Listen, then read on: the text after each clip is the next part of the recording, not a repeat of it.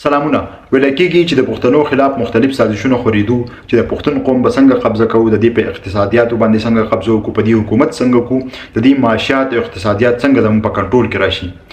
نو د هغې دپاره د ترتیب وکړو چې دا پروپاګنډه یې خوره کړه چې کم خلک هنرمند دي، هغه څه سکلز لري، هغه څه ګټه وټه کوي، هغه بدنام کا، د هغې هنر ته په بد نظر باندې وګوره. کم خلکو به چې کار نه کوو، هغې به څه هنر نه راښکوو لرو، هغې ته یې د خان ملک او د نور مشرانو لقبونه ورکړل، هغې ته یې مشري وسپارله. د دې پروپاګنډې خورېدو سره سره هر انسان به دا کوشش کوو چې زه کار ونه کړی شم چې ماته ښه لقب میلاو شي، او چې کم هنرمند خلک وو، کم چې د ګټې وټې او د ترقۍ خلک وو، هغې ته خلکو بد رد وویلی شو، او د کسب په نوم باندې یو دومره غټ تفریح جوړه شوه چې هغه تفریح لا اوس هم ده، او کیدای شي چې نور هم 50-60 کاله دا واخلي چې موږ دغه کسب په نوم باندې چې کوم تفریح جوړه شوې ده د هغې نه راوځو او د انسانیت په نوم باندې چې کوم ټولنه ده په هغې کې شامل شو. په دې کې مختلف کارونه شامل دي، لکه ټرانسپورټ بزنس چا به چې په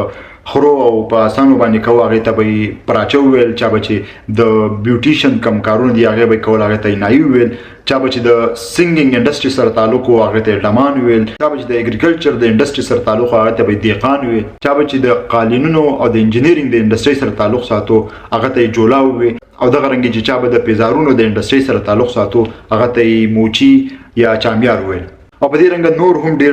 هنر دي چې هغې ته مختلف لقبونه ورکړل او د هغې په نوم په ذریعه باندې دا بدنامول شروع کړل. اصل کې کسبګري چې کوم ده دا د هنر او د فخر خبره ده، دا د خوشحالۍ او د ترقۍ خبره ده. د دې فرقو ختمولو دپاره د پښتنو مشرانو کشرانو وختن په وختن باندې مختلف هلې ځلې کړي دي، جدوجهد یې کړی دی. دا هم ویل کېږي چې د پښتنو مشر باچا خان بابا په خپله باندې د پیزارونو په دکان کې کېناستو، د چامیار په دکان کې کېناستو او پیزارې ګنډل شروع کړل چې پښتنو ته دا اوښی عملاً طور باندې چې دا د عزت، د روزۍ او د اقتصادي خبره ده، دې کې د شرم هیڅ خبره نه ده، د فخر خبره ده. او همدغه وجه ده چې د 400 د هغه چپلونه څوک چې ورته سینډل وایي، څوک ورته کیړی وایي، څوک ورته پېښاوري چپل وایي، څوک ورته سپلی وایي، یو دومره غټ برانډ جوړ شوی دی چې په دنیا په ګوټ ګوټ کې اوس خلک پیژني او اغوندي، او دا د پښتنو دپاره ډېر د غټ فخر خبر ده. چېرته غم ښادي وي یا د خوشحالۍ غټه بله موقع وي، اختر وي، نو پښتانه ډېر په خوشحالۍ سره اغوندي او اچوي، او د پښتون سره سره د پاکستان نورو سیمو کې، افغانستان کې او په هندوستان کې او د دنیا په ګوټ ګوټ کې نور خلک هم دا ډېر خوښوي. دې په مقبولیت کې بیا نورو هم هله اضافه وشوه چې کوم مشهور خلک دي، عمران خان، شاهد افریدي یا نور سلیبریټي سټار چې کوم دي، هغې چې کله دا اغوستل شروع کړل نو ډېر خلکو هغو هم فالو کول شروع کړل، د کپتان چپل په نوم باندې، او نور داسې نور نومونه یې وله هم ورکړل، او د پښتون دا برانډ چې دی دنیا ته نور هم په ښایسته انداز کې وښودلی شو. چې کله دا دومره مشهور شو، دنیا خلکو خوښول شروع کړو، نو د انګلستان یو سمیت لالا نوم دی، هغه دا په خپل نوم باندې شایع کړو، روبرټ نوم یې ورته ورکړو، او په 300 انګلستانۍ چې کوم روپۍ دي په هغې باندې خرڅول شروع کړو چې تقریبا هغه نن د 1,00,000 روپو برابر دي. خو پښتون قوم د ژوندی هغې په سوشل میډیا باندې احتجاج شروع کړو، په arg.com باندې پیټیشن درج کړو، مختلف میډیا پلیټفارم نه دا خبر راچوته کړه، او سمیت لالا په دې خبره مجبوره کړو چې په خپل ویب سایټ باندې د هغې نوم هم بدل کړي، هغه پې لاندې ولیکل چې انسپایر فرام پېښاوري چپل، او دا د پښتون قوم دپاره یو بله د ګټې خبره ده. اوس چې دا دومره ښه برانډ جوړ شوی دی، نو په کار دا ده چې دا پښتانه نور هم واخلي، په غم ښادۍ کې، په ودونو کې، په نورو ګڼو موقعو کې دا واچوي، واغوندي، او دغه کسبګرو له د دې معاوضه هم ورکړي، دې انډسټرۍ له نوره ګټه هم ورکړي، او د دې کلتور له نور پروان هم ورکړي. په دې اړخ کې پښتنو ځوانانو مختلف پلیټفارم جوړ کړي دي، دا آنلاین هم خرڅوي، ټولې دنیا ته یې رسوي. زه دغه ځوانانو ته هم سلام پیش کوم، او کوم چې خلک دا جوړوي، خاص کر په خپل لاس باندې جوړوي، هغو ته هم سلام پیش کوم چې د پښتون قوم دپاره تاسو سرمایه، د پښتون قوم دپاره تاسو د فخر باعث جوړ شوي یئ. په کار چې دغه انډسټري والا خلک، دغه ځوانان موږ نور هم سپورټ کوو، او بجای د ډسکاونټ اخیستو د دې کاروبار له نوره د ګټې ورکولو کوشش وکړو چې دا انډسټري نوره هم مخکې لاړه شي. دغه د ډیجیټل او د ای کامرس په دنیا کې یو نوم پښتون واډروب دی چې هغه ډېر زیات په ښایسته طریقه باندې د پښتنو دا چې کوم پروډکټ دي هغه دنیا ته وښودل، هغه خرڅوي، او د هغې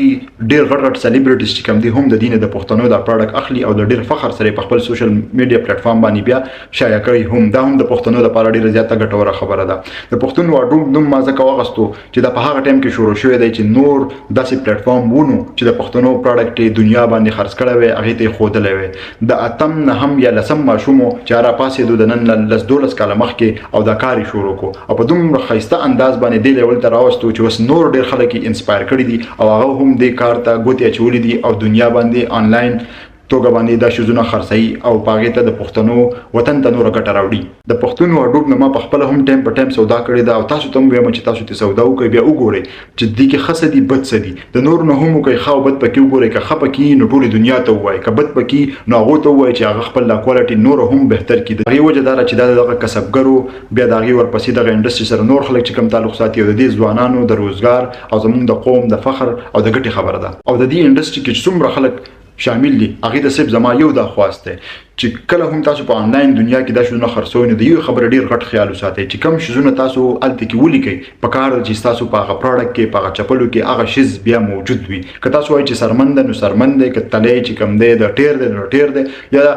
سافت دی نو سافت دی او که هارد دی نو هارد دی. سایز باندې کمپرومایز مه کوئ. خپل سایز چې کوم د انټرنیشنل سایز سره دی بار بار ریچیک کوئ، بار بار ریچیک کوئ، ځکه چې انټرنیشنل کلاینټ دا بیا ډېره غټه مسله وي. د دغه خبرو خیال وساتئ. په دې پروډکټ کې نور دغه شانتې ښایست پیدا کوي، په ښایسته طریقه باندې خلکو ته پریزنټ کوي، په پیکینګ باندې کار وکړئ، پریزنټیشن باندې کار وکړئ، په ډیلیوري باندې کار وکړئ چې په ټایم باندې دا خلکو ته رسوئ. که چېرته د هغه واپس رالیږي واپس دې په ټایم باندې اخلئ. او د دې وړوکي شیز باندې غور او فکر وکړئ چې دا چپل، دا سینډل، پېښوري سپلای دا موږ د دنیا د ټولو نه غټ برانډ جوړ کړو او د شوز انډسټري کې د پښتون نوم د ټولو نه غټ شي او په دنیا کې موږ دومره راج وکړو چې دا موږ ته ډېرې غټ پیسې او ګټه زموږ وطن ته راوړي. که په دې ویډیو کې د چا فیلینګز هرټ شوي زه بخښنه غواړم. زما هرګز مقصد دا نه دی چې زه یو خاص طبقه ټارګټ کړم، د هغې خلاف خبرې وکړم یا د بل د چوتاوۍ خبرې وکړم. موږ ټول یو شانتي انسانان یو، پکار ده چې په دې خبره موږ څومره زر ته زره پوهېږو نو دا زموږ د ټول قوم او د انسانیت ګټه ده. او په لوی الله مو سپارم. سلامونه.